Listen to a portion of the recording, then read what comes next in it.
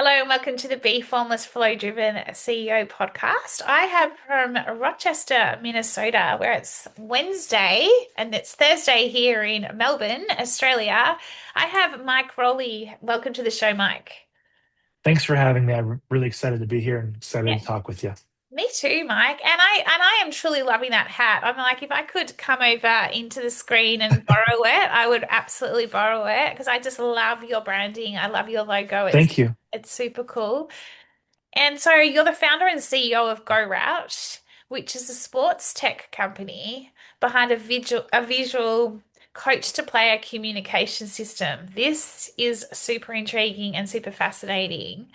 It's used by thousands of football, baseball, and softball programs.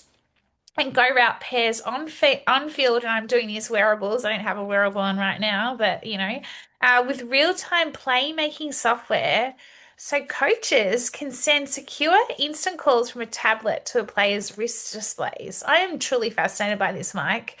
It eliminates sign stealing. I have no idea what that means, but you'll be able to explain that. And excuse me for I not will. knowing. Speeding execution. And the platform's been adopted by 2,000 plus programs aligned with new high school rules in the US, enabling one-way wearable communication in Texas from 2025 season. I should say also you only started the company in 2017, and I think then you said it was acquired in what you said. Did you say it was acquired? I can't remember if you said that, or am I just making that? No, we haven't been acquired yet. Okay, sorry. I thought you said that. No, yeah. Okay, yeah. No, no, no. Cool, cool, cool. That's It okay. hasn't been acquired. Ignore that. I was just like, I had Yeah, no, that's like all right. If in my there's head. anybody listening that's interested, ping me. Well, there you go. I've put it out there. I'm planting the seed for you, It's Mike. out there. Um, that I'm going to hand it over to you, Mike. Tell us a little bit about your Yeah. journey, how you came to this. Like, it's yeah, super fascinating. Yeah, so it it was actually kind of just by happenstance, if you will. I have a deep background in sports. I played college baseball, played professional baseball, um, was a college baseball coach. Um, and my wife and we started having children. She wanted to get closer to her family, which we were living in Chicago at the time.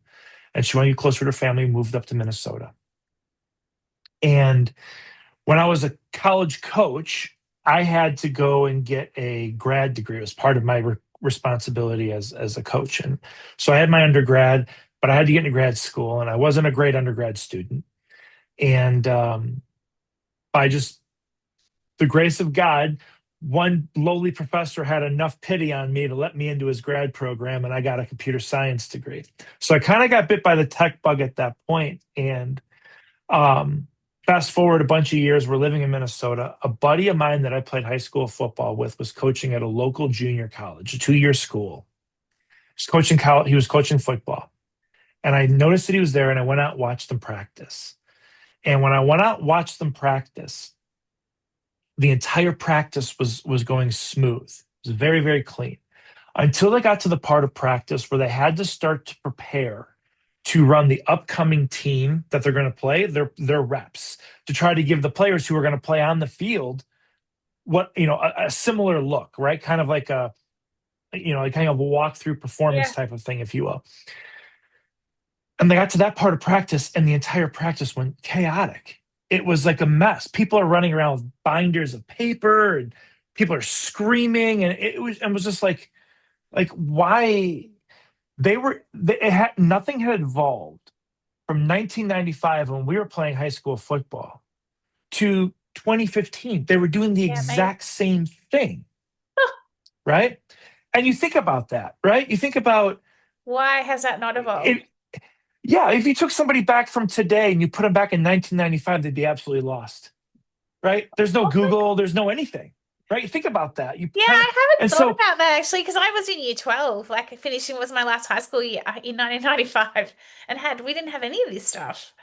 no, right. And so, but that didn't evolve. And so I went and watched a couple other high school teams practice as well, over the course of a couple of days. And they had the same type of problem. And what it really came down to is you had to get complex information from people who had it to people who needed it so they could execute more efficiently. That was the problem. That was the core problem that we had to solve. And um, at the time when we moved to Minnesota, I didn't really have a job. I had done well in some other things that I had done, so I didn't really need to settle in on something at the moment. And so I was driving my wife completely crazy because I'm a tinkerer and I build things around the house and I don't finish anything. And she's like, "You need to get out of the house." She spent so many years trying to get me home, and now she wants me out.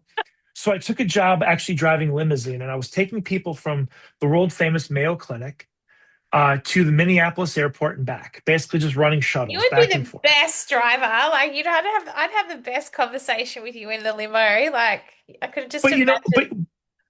but it was so great, right? Because like it's an hour and a half drive and each way. So like I'm just sitting there driving and thinking, and as I'm thinking about the idea, I'm literally pitching it to people in the back, like just trying to think through the idea in my head. And I came up to an idea. It was like, okay, well, if people who have information need to get to people who don't, and they need to be able to see something complex that they've never seen before and then execute on it, how do I make that happen efficiently? And effectively, it just came down to, oh, well, they're all used to sitting there with a phone anyway. Why don't I just put a display on them? And so I went to Best Buy, which is like a local Yeah, no, I electronics know store Best if you're Buy. not I've been to familiar. Best Buy Okay. in the US. Yeah. And I bought a couple of prepaid cell phones, and I had a really crappy Toshiba laptop and a home router that I turned the laptop into like its own like self-serve server, SQL server, and I built like a wrote like a really simple software program. And I went back to my buddy and I said, okay, we're going to load some of your plays into this software, and we're going to put this device on a few of these players. And instead of them coming back to stare at a piece of paper, where you're literally walking through every individual position, what they're supposed to do, we're just going to have the information go to them. And as soon as we did that, the light went off. The players knew exactly where to go. They knew exactly what to do. They knew exactly where to line up. And that was the start of the business. Wow. Mike, And can I ask a question just in yeah, absolutely. well, I Yeah. don't want to interrupt your flow. I do if I'm interrupting your flow, just tell No, me. you're good. Yeah. So and maybe you'll get to this, but they're looking at like paper and getting confused and kind of like, and then they've got this device on them, or you've put something like at Mhm. what like had did they were they wearing a device at this point? Had you put something on them to be able to understand what they needed to do? Yeah. Yep. So I took a device that was roughly the size of a cell phone, and I built like a very small little apparatus that they could put on their wrist. And I built a little program on the device that when they sent something from the computer, the device would receive the call, the diagram, it would display the diagram, and the device would give a haptic response. So the players, what they were doing is they'd go back to the coach in between plays, and the coach would hold up a binder that had the new player drawn on it. And it's a play they'd never seen before. It was an opposing play. So they had to figure out what they were supposed to do. And then they had to remember it, go back to the line of scrimmage, line up the right way, and then try to execute a play they've never done before. And what this did was it basically gave them a flashcard on their wrist, right? On And, the field or off yeah, the field? on the field, live during contact. So they're just like this, and then they're going to go and do it, like, And they because went and did it, right? I'm trying to understand, like, as I was talking through this, and again, you're probably going to talk about this, but like, it's not just how does it not distract them? Like, if they're right in the middle of a play or a game or whatever, or are they looking at it when they're not in play as such? Like, do you know what I mean? Like, how does that bit work? Yeah.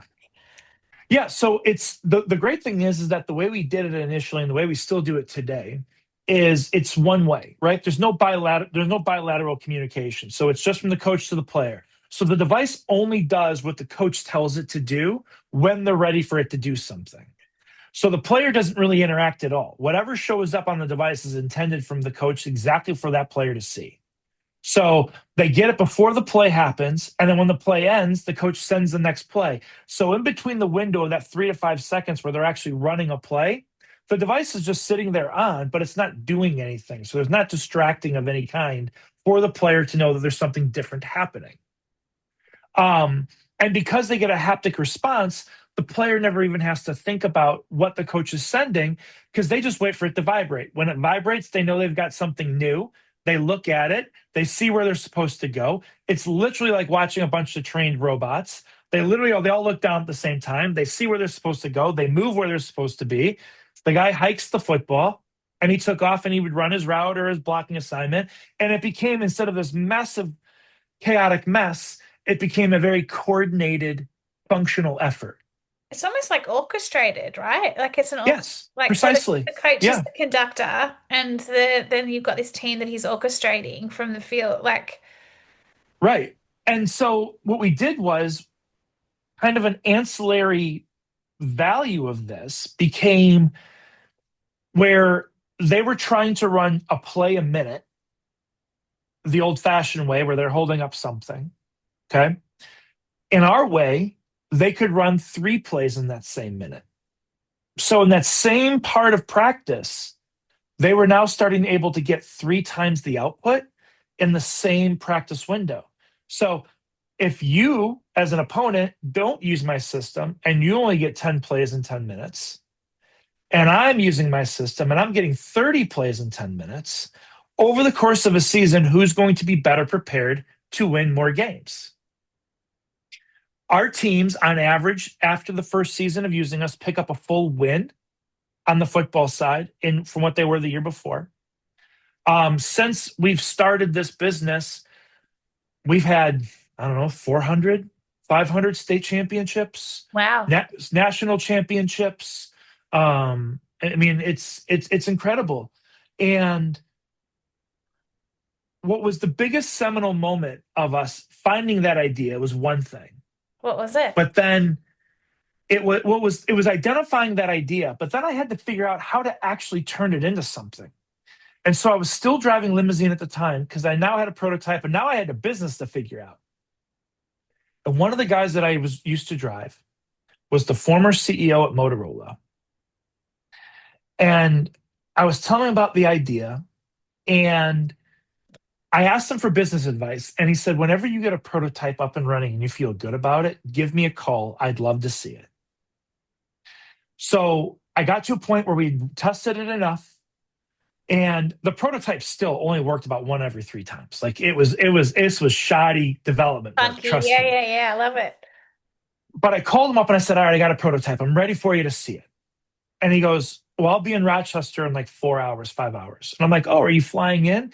He goes, no, but I'm going to get on my plane and I'm going to have him come to Rochester and I want to see this. I've been waiting for you to call me. That's giving me goosebumps. Were you like Yeah. And so holy? he flew from Scottsdale, Arizona, or Tucson, Scottsdale, Arizona to Rochester, Minnesota to see this prototype. And I take it out on the tarmac, right? I open it up. I hit send. I show him that it works. He goes, I love it. Let's figure out what does it take to do it? And I said, I don't know, 100 grand. He goes, no, you're going to need at least 3 times that. So he wrote me a check on the spot for $300,000. And that's how we got our seed money to get off the ground. Oh my God. So was he in it? Like, Yeah. has he got like, has he got equity in the business, or he just was an investor that was just like, how does like I want to see this work? How does it work? How did that bit work? Yeah. So at the time, I didn't know. I didn't know how to do any of it. I'd never run a business I before. was about to I have say a he's check. I have to incorporate. I got a check for $300,000. Like, what do I do here? And so he ended up getting equity in the business.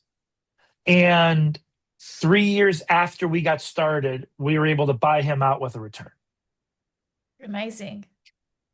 And we've been off and running ever since. Um, and then in the fall of 2023, so we were a football practice product. That was it. That's all we did, football practice. And we were growing nice. We were a team of 6 people, 7 people. And in 2023, we launched our Diamond product, which is our baseball softball product, which is the wristwatch, which is, Have you got an example of the wristwatch, by the way, with you? yeah, I do. Yep. Yeah. Oh, cool. Yeah, okay. So just very similar to an Apple Watch, we're same size, very, very basic. It weighs about 3 ounces, so it's super, super light.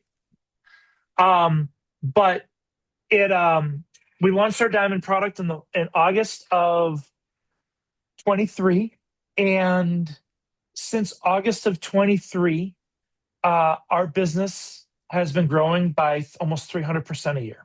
Whoa. So how We much? are Oh, sorry, you go.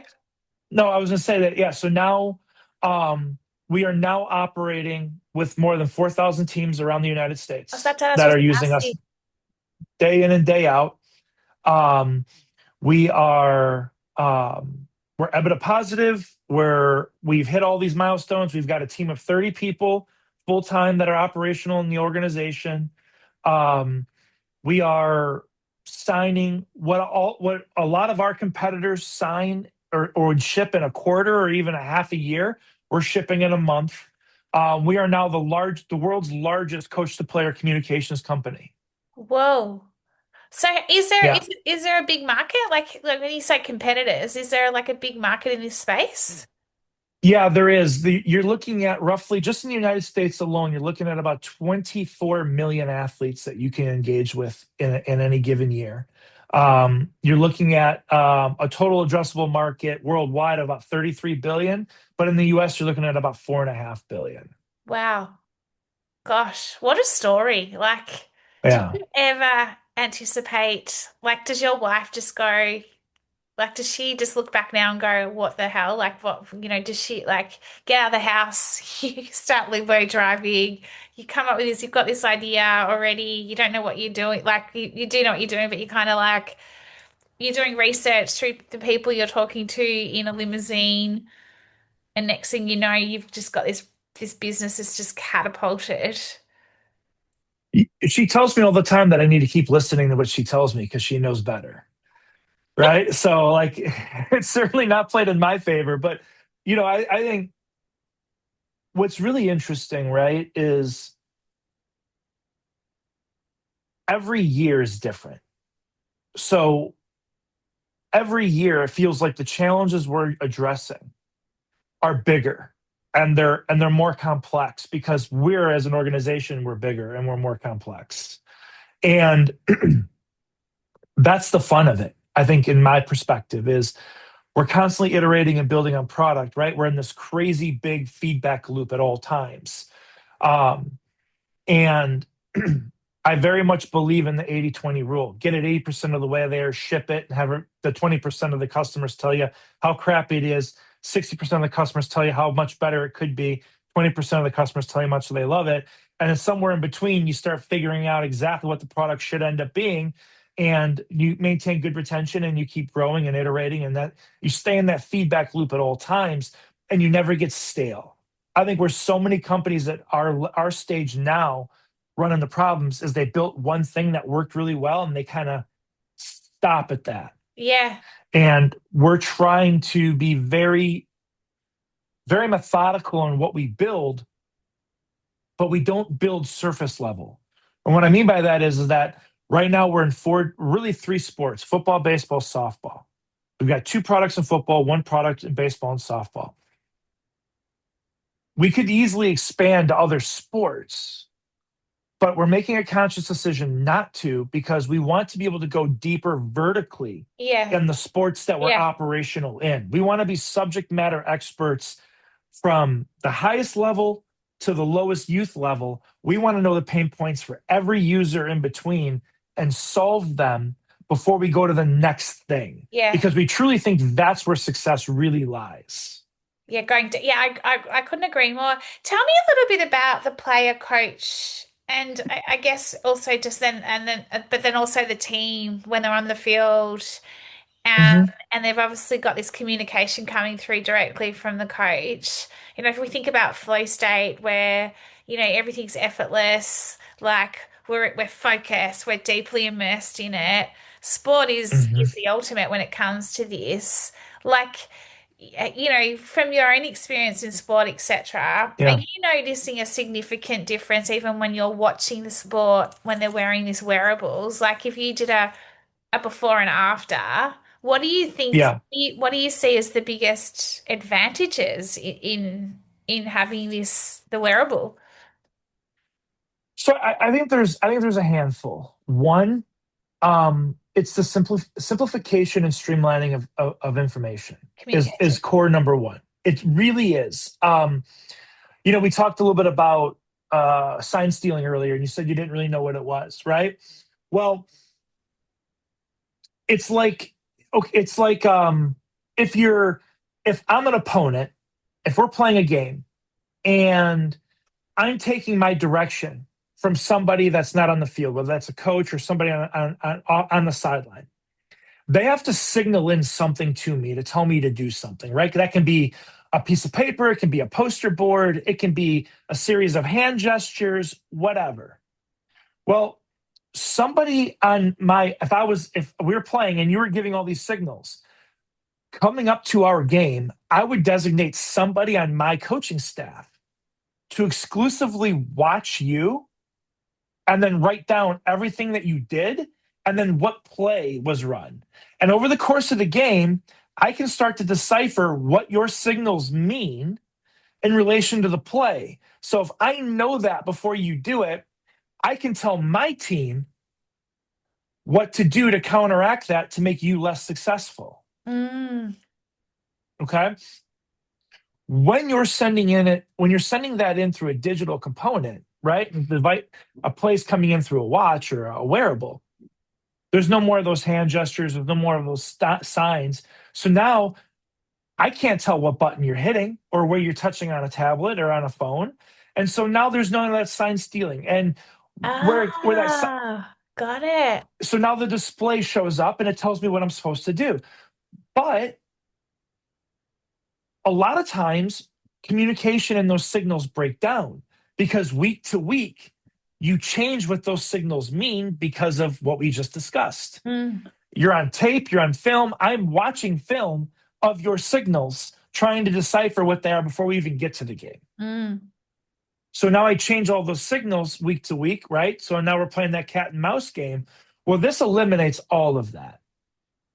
Secondly, you talk about flow state, when players are comfortable and confident in what they're supposed to do, flow state happens more naturally, 100%. right? What builds anxiety is a lack of awareness and understanding. I think that's for most people, right? You get anxious if you don't understand where your rent's coming from or when your next paycheck is Yeah. coming, right? There's anxiety. Well, it's no different than in a sporting match or a game where if I don't know what I'm supposed to do, there's a certain level of anxiety that kicks in. So now my performance degrades. When you can simplify communication, you remove that barrier for that anxiety and you allow players to focus more on execution. And when they're only focused on execution because they're confident in the communication profile that they're getting, it allows them to be more engaged in the things that are important versus the things that cause anxiety. So they can be more relaxed, they can find that groove, and they can perform at a higher level. And when players perform at a higher level, they're generally more successful. And when each individual player is more successful, so on and so forth, the Well, team because they get wins, into that team flow, it becomes again the orchestra. They're all singing for they're not singing, but they're all precisely. it's like a jazz band, right? And what comes up for me in this bit is this challenge skills balance piece, right? In terms of you don't want a player operating from a place of, anxiety, arousal, confusion, but you also don't want them operating from a place of boredom, apathy, like kind of just Right. not enjoying the position they're playing. You Correct. want them in that flow channel, that flow, so that they're all feeling and performing at their best. And what you're saying Yeah. is having go route and having the ability to have the coach to play a conversation, if you like. It's positioning them right into their flow, into their team flow, but also their individual flow in the channel that you want them in to ultimately win the game. Do you know what I mean? Like, I think it's Yeah. fascinating. Tell me, question for you. We are Yeah. in a a world of overwhelm at the moment. Like AI is like rampant, Hmm. we're constantly got our phones, we're constantly on screens. What, like, have you, like, what's the, like from a player perspective or even a coach, you talk about this subtracting and it's simplifying and it's subtracting all the information. I don't really know what my question is here, but it's almost like this isn't an information overload. This is a simplification. Correct. Yeah, I know where you're going. Yeah. And, what's interesting, right, is that it's an augmentation of what they've done prior, right? It augments, again, like we talked about, the hand signals, and Yeah. all of those things are still a visual component, right? But now instead of trying to decipher movements and which coach am I looking at, who's live and who's not, and and which picture board square am I looking at to decipher in this part of like all that other stuff. What this basically does, for lack of a better term, is it just displays either a picture or 140 characters like a tweet. Like, it's the most drilled down, simplistic, contextual bit of information, right? I think that's the other piece that I haven't really gotten into too much, is that everything we deliver from the coach to the player is done so in relevant context. All right, I'll give you an example. So on our Diamond product, the first interaction the player has with our device is when they put it on, is they select their individual position. So they could be the pitcher, the catcher, the shortstop, the center fielder, whatever. Yeah. So once they select that position, when the coach starts calling the game, telling the pitcher what to throw, which pitch to throw, when they say, let's just say fastball away, okay, our watch will display fastball away. But the coach then has the added ability to also put in individual notes for the hitter that's going to be in the box. So now when I call fastball away, I can tell my shortstop, hey, it's fastball away. So I need you to take 2 steps towards second base because this individual hitter is going to be late. Ah, So it's not just relaying information, it's it's relaying contextualizing. information with the context of what this ought to end up being for you and what you need to do to maximize this information. I love it. It also, for me, it's like immediate feedback, like you're talking about, but it's also like, I call it high flow decision making. Like the coach is making a high flow, like a flow decision. Like it's Correct. like how do we make this decision to get everyone into flow? And that's exactly what this is doing. Have you ever, like, in terms of, have you had any resistance at all? Like, when I think of coaches, not necessarily like, but you've got generations, right? You've got generational, you've got the younger ones, and then you've got the older, the different generations. When Mm-hmm. you brought your product into, like, have you had any resistance to, from a coaching perspective, to using it, or has it just been like, absolutely, let's embrace this, like? Oh, I wish it was absolutely let's embrace this. No, there's a tremendous amount, right? I mean, Because they're so used to doing it the way they've always done it. I guess that's where I'm going with yes, this. Like yeah. I mean, this is change. You're transforming, you're evolving something that they've always known what to do and how to do. correct. Yeah, and so much of coaching is is personal, Yeah. and it's so much of coaching is hand me down too. It's very much like religion and politics, right? Like you get Yeah. certain levels of religion and politics from your family. It's kind of handed down, and then you kind of start to figure out where you want to be in the world. Coaching is very much the same way. Most people end up coaching the way they were coached. Mm, They end up doing things the way they were coached to do them when they first started mm, as at the mm, bottom of the rung as an assistant, mm. right? And so it's a learned behavior of what they do. They do it because they've done it for so long, they don't really know another way. And our job has been for years now is to get them to understand that this isn't a rewrite of their process. It's just a simple augmentation to the end of their process. How they prepare to get to that point, they can still do the way they want to do it. There is no change. But in that last step, you hit a button instead of go through whatever rigmarole you would normally go through. And once you can get a coach to understand that and then trust it, they'll use it the rest of their lives. Yeah, you're enhancing the experience. I love it. Tell me, Yeah. tell me a couple of questions. When you booked in for the pod, there was, I said, what's one unique insight, and we've absolutely talked about it, but what's one unique insight or lived experience when it comes to life leadership and or business? And you said building crappy demos and prototypes is the fastest path to success. Yeah. Yeah, we live by that today. When we put out our diamond product in at the end of 23 and early 24, and it was crap. And we were selling the hell out of it, but it was crap. And it's been 2 years of iterative updates and feedback and constant innovation on it to get it to where we want it to be.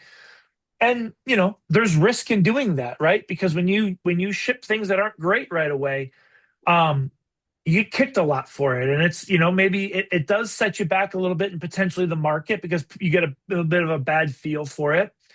But that's kind of the risk reward you have to kind of sometimes take Yeah. when you're trying to get out ahead and you're trying to go fast and you're trying to scale, is that you have to take those lumps because you know what? In 24 months from today, no one's going to remember what the product was like No. 48 months ago. They're never going to remember it. They're going to remember what it's like today, what the person next to them is using, what the person they know said about it. That's what's really important. And so often, so many times, founders, and I know I have friends of mine that I've had deep conversations with about this, is they want to build and build and build and iterate, but they're iterating with their own sense of perfection and level of what they think it ought to be without any real true customer insight, right? And I know there's a lot of like different workshops out there and cohorts and accelerators that are like, oh, hey, we're going to get you in touch with the first 20 customers and you're going to get like 20 customers. We're not going to tell you anything. It's your first 500 customers that are going to help you build the product because you're going to hear 500 different ways that they want it to be done. And then you got to start disseminating what that information really is. Are they telling you the same thing? They're just saying it differently. You got to kind of start to decide, right? But I think Steve Jobs said it best a long time ago. He goes, the world never knew they needed an iPad until I told them they needed an iPad. Yeah. So The true. world doesn't know what they need. They can't tell you what to iterate until they've seen what to iterate on. Yeah. It's like So anything, you still have really. to be genuine and ingenious in what you release. But then let the world tell you what it needs to be. I love it. I love it. How did GoRout? How did you come up with the name? Actually, it was by accident. Um, we were searching for all kinds of names and we were looking around and looking around and um, I actually got to a point where I was like, I can't figure this out. Like I hate everything. So I actually hired a branding agency and I said, look, I have $250. I need you to create something that sounds athletic, that sounds uh, easy to say, something that's going to be recognizable, something you could hear in a football broadcast as a word, like huddle or like Yeah. first down or Yeah. something. That if you heard it, you don't recognize it, but you kind of recognize it because at some point when I build enough brand recognition, you're going to hear it and you'll be like, "Oh, I know what that is." And I said, I want to see all these different. I want to see different words, and I want to see different designs, and then I want to see different color combinations. And I said because color combinations are going to make me feel different about what words look like. And I said all of that without really knowing what I was talking about. I just wanted to make sure I got my full value for $250. And they came back with a bunch of different options. And it was actually two different logos. They had the word GoRout all together. So like it was go space route, and route without the E meant to like charge. So I kind of love that idea. But they had this like big lion logo with it. And I was like, well, I don't want anything to do with like to get rid of the lion thing. I don't Yeah. understand that. And then they had this other logo that was like sprint forward, and it had these like arrows that were interlocking. And in my mind, I'm like, oh, well, Coach that's and really player. interesting. Yeah, let's put those together, get them going over it, and then actually, end of the day, that the logo just kind of became that, Yeah, I and love it was simple. It just pieced together. And they showed it to me in a bunch of different colors, and I said, well, orange and black seems like the most appropriate one to use, and that's what we went with. how cool. It was it was a 2 hour workshop with these people, and I walked out with a logo for $250, and we've been using it ever since. I love it. It's so cool. What would be last two questions, Yeah. advice probably? What would be it's I don't know how to ask this. I'm wanting you to put on your coach lens. I'm wanting you to put on your player lens. I'm wanting you to put on your founder lens. What would be one piece of advice you would give a coach who was just stuck in their ways and they weren't prepared to embrace change? I'll just use that in general. Like I'm not Mhm. going to specifically. And then what would you give? I don't know what the player one would be. I don't know what the player one would be. It may not come to me. But what would be one piece of advice for a founder who was they knew they had something. They knew they had an idea similar like to you, but they just didn't know where to start or what to do. What would be that piece of advice? So, from the coach's perspective, the piece of advice that I would always give a coach if they asked me is, what does it hurt? You can always go back to the way you were doing it. But what if this enhanced so many things that you're trying to achieve? What does it hurt to try it? Love There's no you have everything to gain, you have literally nothing to lose. Yeah, very cool. What does it hurt? All you have to do is say yes. That's it. Embrace That's the it. unknown. Yeah, love it. Yeah, just say yes. It's easier to say yes Than it is. and try it than it is to sit down and complain about problems and then not really actually get to a point where you're solving them still. For the player, Yeah, good. um, one of the things that I would tell a player is, um, be precise. Be precise in the things that you do. Be precise in how you train, be precise in how you prepare, be precise in what the information you're being given, be precise in how you consume it and how you think about it and then how you react to it. Because when you're getting told to throw fastball away, it's just very easy to be like, oh, I don't want to throw a fastball here. I want to throw a breaking ball. Or, okay, I'll throw it away. But, like sometimes we get so busy as coaches or players or founders, right? That you get information and you digest and you don't digest. And sometimes what you do is you end up turning off the piece of your brain that actually allows you to really fundamentally consume what it is that you're doing. Because you're just taking something in and you're just doing it. You're almost going through the motions. Yeah, Don't go through the motions. If something comes on your device and it tells you to throw fastball away, really understand why they're calling fastball away. Be precise in why that information is being relayed to you, and then be precise in how you execute on it. love it. And then for a potential founder, what I would tell them is, um, just start asking questions. Mm. That's what I did. Ask ask questions about your idea to people that would have no concept about your idea. Ask ask people who might know about your idea. Ask potential customers that you think would be a customer of your idea about your idea. And and along the way, oh, well, that actually sounds like that might make sense. All right, I'm going to try to figure out how to build it. So now you've got a different salt. Now you got to figure out how to do something else. If you're waiting to have it all pieced together, you're never going to start. No. So just start. Yeah, I love it. So good, Mike. So, so good. Such a great conversation. How do we find out more about you? How do we find out more about GoRout? Yeah, so you can find us at GoRout, GOROUT.com. There's no E at the end of route. And then we're on Twitter at go_ROUT. Awesome. I'm going to drop Twitter in. I've just made a note of that. Thank you so much, Mike. I've loved this whole conversation because it is, we've been talking a lot about sport, but that coach, team, player, coach, founder, it's all interconnected. Like, you Mhm. can apply all of this to business as well, like everything you've called out, and the ability to, subtract the unnecessary information to get to be performing at your best and feeling at your best, right? That's what it's all about here. For So sure.